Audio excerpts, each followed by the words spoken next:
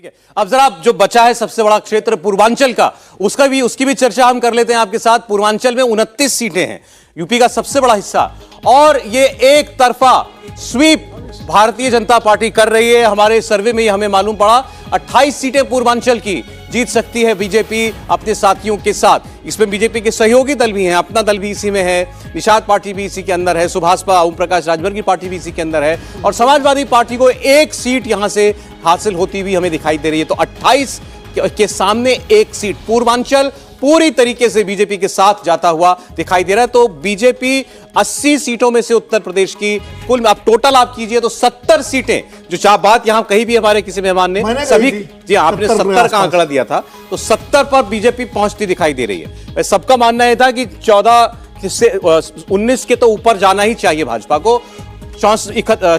जो 62 सीटें 19 में मिली थी उसमें 8 सीटें जोड़ सकती है भाजपा, 70 अपनी जीत सकती है उत्तर प्रदेश में। समाजवादी पार्टी 4 सीटें, कांग्रेस पार्टी 2 सीटें। इसमें एक सीट किस बात को मानते हुए कि अगर राहुल गांधी अमेठी से लड़ते हैं तो वहां से उनको जनता वापसी करा सकती है। अपना दल की 2 सीट है और सुभाषपा की 1 सीट है, आरएलडी की इसमें 1 सीट है। तो यह आपके सामने उत्तर प्रदेश में अगर आज चुनाव हो लोकसभा के तो ये 80 सीटें कैसे बढ़ सकती हैं वो आप देख रही हैं। और बसपा इस बार भी 0 है, बीएसपी इस बार भी 0 है। समाजवादी पार्टी 5 सीटों पर है, घटकर 4 पर आ गई। बहुजन समाज पार्टी के 10 सांसद थे 2019 में, एक भी सांसद इस बार जीतने की हमें उम्मीद दिखाई नहीं दे रही है। तो ये बीएसपी के लिए बहुत बड़ा मैसेज है।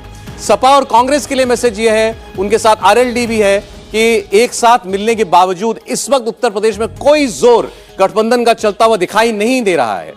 और बीजेपी अपने दम पर 70 सीटें और अलायंस के साथ 73 सीटें जीतने में सक्षम हमें इस वक्त दिखाई दे रही है। 73 ये ठीक 2014 वाला आंकड़ा है।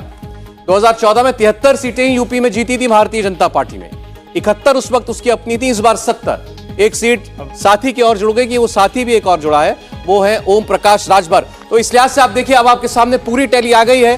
तो 543 सीटों में से भारतीय जनता पार्टी प्लस यानी एनडीए को 318 सीटें मिलती हुई दिखाई दे रही हैं। ओवरऑल गठबंधन को, इंडिया अलायंस को 175 सीटें, अन्य को 50 सीटें, यानी भारतीय जनता पार्टी अपने सहयोगी दलों के साथ 318 पर जाती हुई हमें दिखाई दे रही है। एनडीए 300 के पार साफ जाता हुआ दिखाई दे रहा है।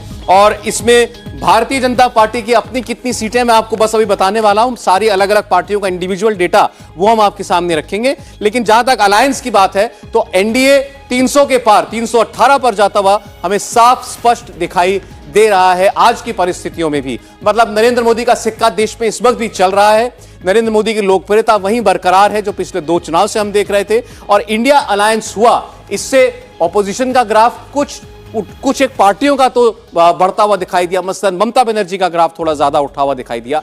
लेकिन जहां जहां अलायंस को जिम्मेदारी थी अलायंस की बीजेपी को रोकने की, वहां उतना डैमेज वो नहीं कर पाई, चाहे बिहार हो चाहे महाराष्ट्र हो। और कांग्रेस पार्टी जितनी डायरेक्ट कॉन्टेस्ट की सीटों में भारतीय जनता पार्टी के साथ लड़ने जा रही है, वहां भी वो बहुत ज्यादा टक्कर देती हुई नहीं दिखाई दे रही है।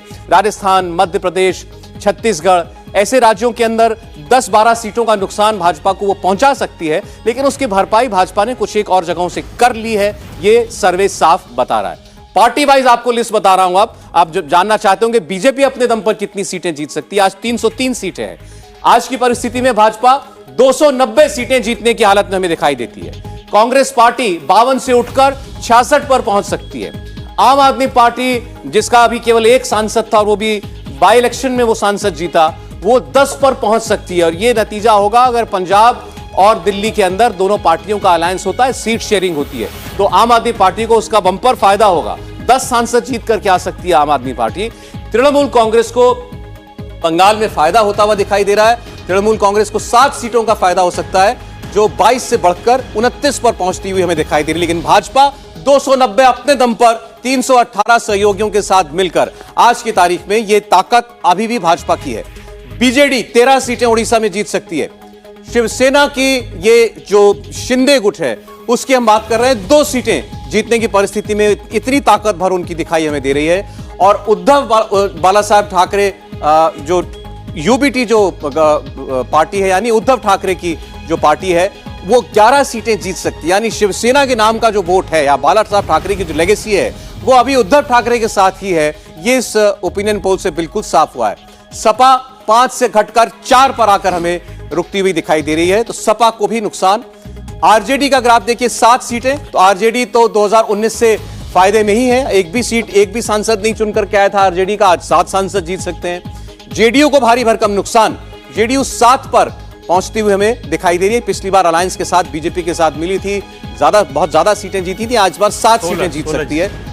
एआईएडीएमके 8 सीटों पर अपना खाता खोल सकती है, ये 7 सीटों का फायदा एआईएडीएमके के लिए होगा।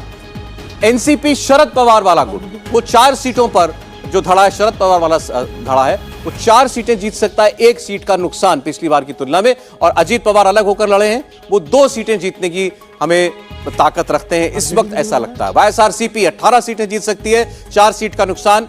टीडीपी को आंध्र में 4 सीट का फायदा, 7 सीट। लेफ्ट फ्रंट को 8 सीट, 3 सीट 19 से ज्यादा है। बीआरएस को 8 सीटें मिल सकती हैं, ये 19 से 1 सीट कम है।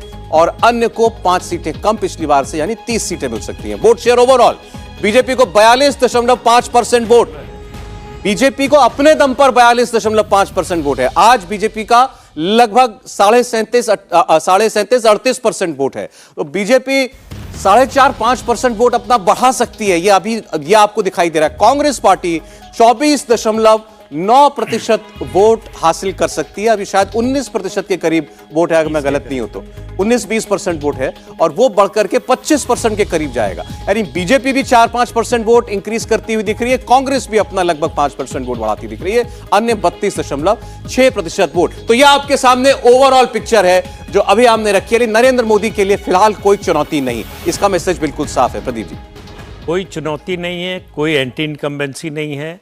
ये आज़ाद भारत की पहली सरकार है जिसका 2 टर्म पूरा होने जा रहा है और उसके खिलाफ एंटी इनकम्बेंसी नहीं है।